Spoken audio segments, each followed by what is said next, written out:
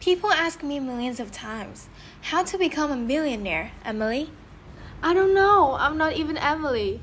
But what I do know is the immersive and uniting power of language in connecting culture. Hi, I'm Quynh, you can call me Moon, and this video is about my view on the power of language in connecting culture. In recent years, you've probably heard of the term language barrier. Well, to me, language itself is nowhere near to be regarded as a barrier. The so-called barrier is the barrier we create for ourselves only. Language is a tool, a linking bond to help us people all around the globe understand each other, enable sharing ideas, emotions, and more. It goes without saying that without language, humankind wouldn't be able to do anything other than merely survive. We wouldn't get anything done if our languages vanished into thin air, and just in a matter of seconds, operations of our world would shut down completely. It's ethical to say that language is the depiction of culture. To connect with cultures, you need to have knowledge of language to a certain extent of practicality. And here I want to highlight practicality. If you step foot in any high school in Ho Chi Minh City, it's common sense to see students working tirelessly on English grammar exercises.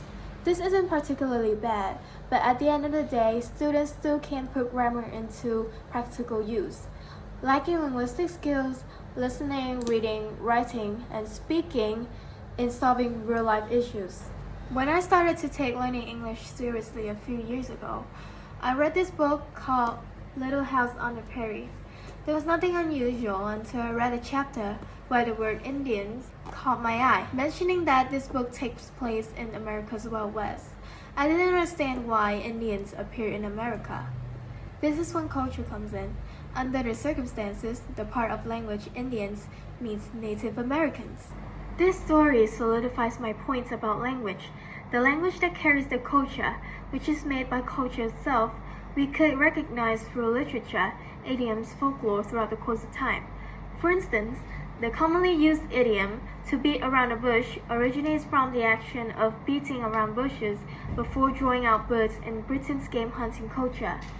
By learning and using language, such as the aforementioned, language brings about our broader insights, how we see the world multifacetedly, turning a new leaf on something, enabling us to bond and link to each other.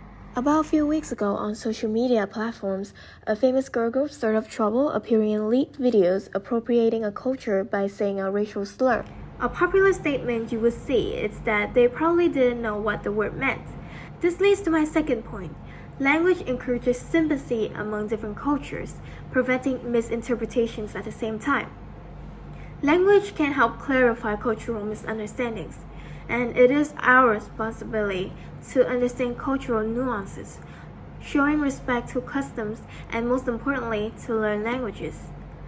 By understanding the cultural context behind a language, we can foster better cross-cultural communication across the world. Not only is language a bridge to connect with people, it's also a key to unlocking your inner self. In my point of view, language isn't just basic grammar structures.